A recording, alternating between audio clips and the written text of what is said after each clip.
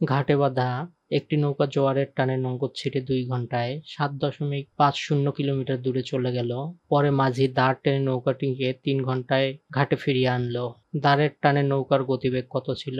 অর্থাৎ এইখানে একটি নৌকা বাঁধা ছিল নোঙর ছিঁড়ে জোয়ারের টানে, অর্থাৎ স্রোতে ভেসে গেছে ২ ঘণ্টায় ৭.৫ কিলোমিটার দূরে চলে গেছে। পরে মাঝি দাঁড় টেনে নৌকাটিকে ৩ ঘণ্টায় ফিরিয়ে আনলো। দাঁড় টেনে ফিরিয়ে আনার সময় নৌকার গতিবেগ কত ছিল? অর্থাৎ যখন মাঝি ওটা চালায় পূর্বের স্থানে ফিরিয়ে নিয়ে আসছে তখন গতি কত ছিল তা আমাদের নির্ণয় করতে হবে। সমাধান: জোয়ারের টানে অর্থাৎ স্রোতের টানে ২ ঘণ্টায় যায় ৭.৫০ কিলোমিটার, জোয়ারের টানে ১ ঘণ্টায় যায় ৭.৫/২ কিলোমিটার ইকুয়াল ৩.৭৫ কিলোমিটার, অর্থাৎ স্রোতের বেগ ইকুয়াল ৩.৭৫ কিলোমিটার প্রতি ঘন্টা। অর্থাৎ ২ ঘন্টায় এটা, যেহেতু স্রোতের টানে এটা ২ ঘন্টায় যায় ৭.৫০ কিলোমিটার, ১ ঘন্টায় গেছে ৩.৭৫ কিলোমিটার, অর্থাৎ এইটা স্রোতের বেগ।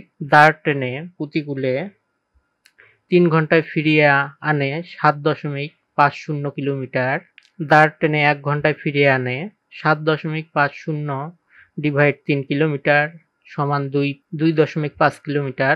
অর্থাৎ প্রতিকূলে নৌকার কার্যকরী গতিবেগ সমান ২.৫ কিলোমিটার।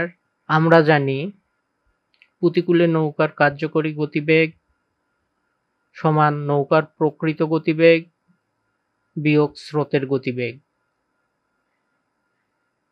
বা ২.৫ নৌকার প্রকৃত গতিবেগ বিয়োগ ৩.৭৫। অর্থাৎ এইখানে আমরা পেয়েছি প্রতিকূলে নৌকার কার্যকরী গতিবেগ ২.৫ সমান নৌকার প্রকৃত গতিবেগ, এটা আমরা বের করব, বিয়োগ ৩.৭৫ স্রোতের গতিবেগ, যেটা আমরা পূর্বে নির্ণয় করেছি।